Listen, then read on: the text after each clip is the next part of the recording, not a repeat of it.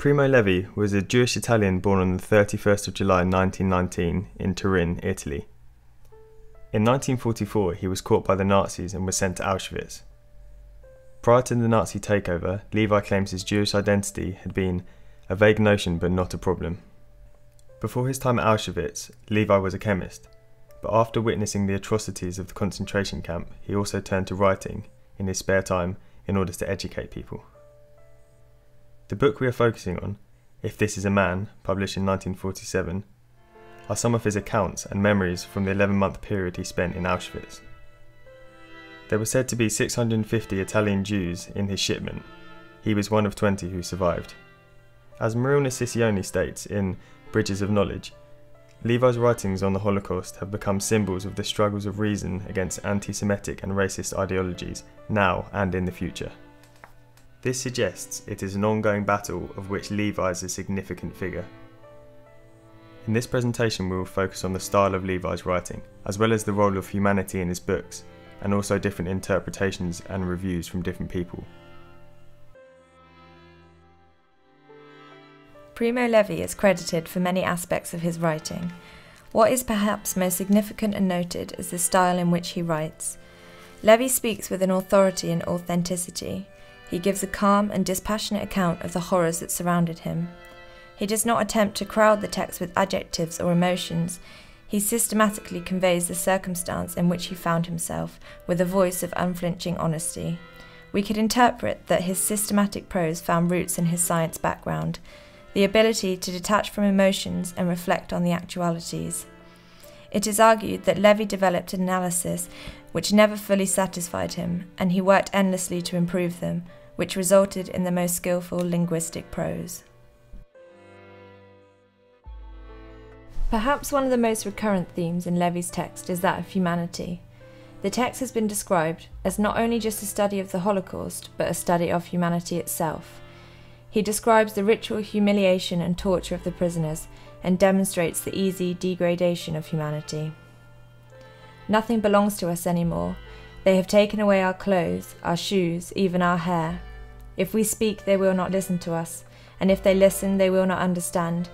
They will even take away our name, and if we want to keep it, we will have to find ourselves the strength to do so, to manage somehow so that behind the name something of us as we were, still remains.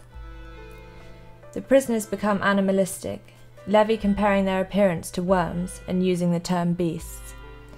Aniken Grieve writes an interesting paper titled Primo Levi's Conception of the Human, which examines a particular passage in chapter 9 of the text, the drowned and the saved. Their life is short, but their number is endless. They, the Musulmana, the drowned, from the backbone of the camp, an anonymous mass, continually renewed and always identical, of non-men who march and labour in silence, the divine spark dead within them, already too empty to really suffer. One hesitates to call them living, one hesitates to call their death death, in the face of which they have no fear, as they are too tired to understand. Grieve argues that Levi goes a long way in the direction of accepting the Nazis' description of them as non-human, not as a reason for treating them as they were treated, but as an effect of the way they were treated. Grieve explains how the passage being considered shows an impressive awareness of the standard philosophical criteria for regarding others as human beings. She states, in effect, what we have here is a short catalogue of the various criteria that different philosophers and philosophies have identified as what marks us out as human beings, and upon which our being human are dependent.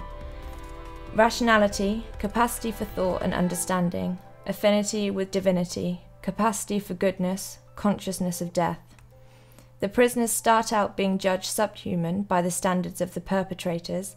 They end up being subhuman by widespread philosophical standards.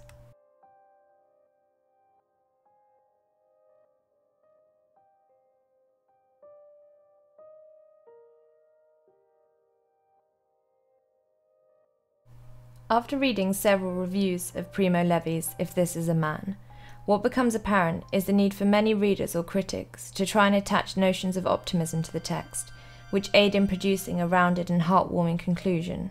For example, it is a story of the triumph of the human spirit, and the survival of joy amid despair.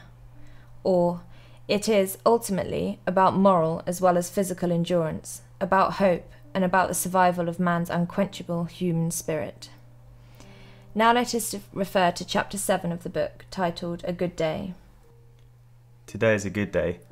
We look around like blind people who have recovered their sight, and we look at each other. We've never seen each other in sunlight. Someone smiles. If only it were not for the hunger.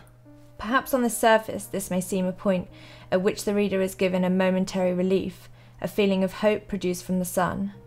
However, what gives way is Levi's poignant analysis of unhappiness. He states, "There is an ever insufficient knowledge of the complex nature of the state of unhappiness, so that the single name of the major cause is given to all its causes, which are composite and set out in an order of urgency. And if the most immediate cause of stress comes to an end, you are grievously amazed to see that another one lies behind, and in reality a whole series of others." The chapter may be titled A Good Day, however it leads to a particularly morose analogy of Levi's understanding of unhappiness. The feeling of hope he introduced momentarily is replaced with the form of suffering which now takes precedence over the cold, the feeling of hunger. Towards the end of the chapter, Templar manages to obtain 11 extra gallons of soup from the kitchen for the prisoners. Levi explains how as the sun sets, we are all satisfied, at least for a few hours. No quarrels arise, we feel good. He concludes the chapter with, "For a few hours we can be unhappy, in the manner of free men." The last sentence is paramount. The brief moment in which the prisoners are no longer freezing and starving allows their minds to think of something else. The most immediate form of stress gives way, and they can now think of their mothers and their wives, and contemplate their emotional unhappiness, and that which used to be.